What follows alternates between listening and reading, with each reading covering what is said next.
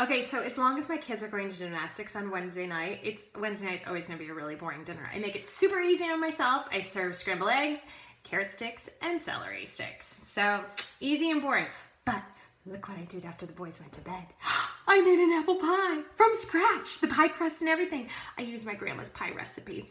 And this was my first one. I mean, I've made them with my mom before, but this was my first one that I made on my very own.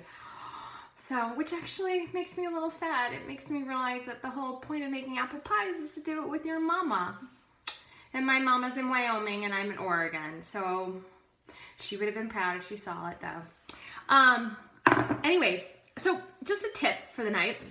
I ran into a buddy that I really value and that I think is incredibly smart, raises awesome, great kids.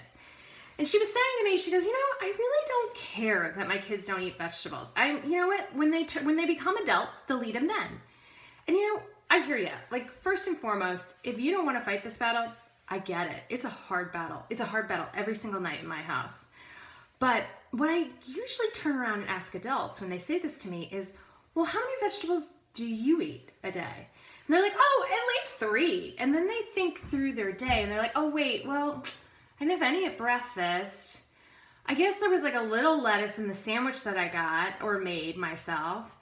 And I served 1 vegetable at dinner that maybe wasn't a full serving for myself.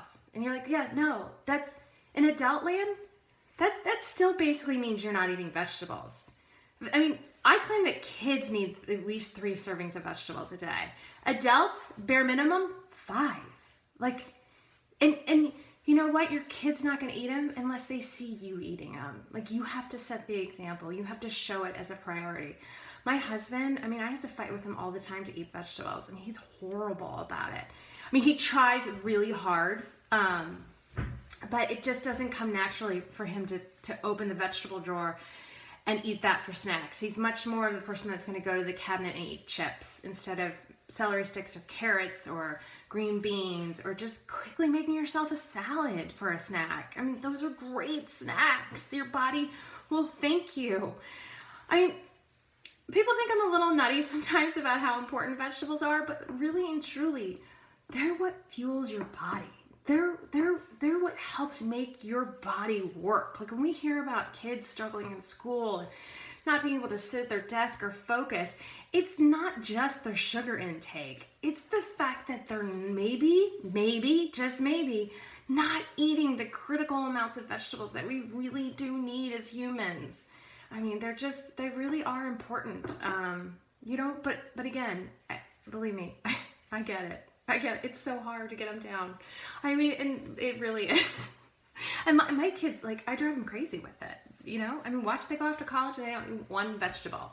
But I did read somewhere, and I really do believe it, that what you eat as a child between the ages of like 2 and 9, it's usually what you're going to eat the rest of your life. Like, those are the core foundation of your habits that you create, your eating habits that you create. So I do think it's really important that kids, at least we serve them. Like I always write on my blog, serve them the vegetables. If they don't eat them, that's their fault. But just at least try and serve them. That's all you can do. You can't force them down their throat, even though I've probably tried to. I mean, not really, but maybe I've come close.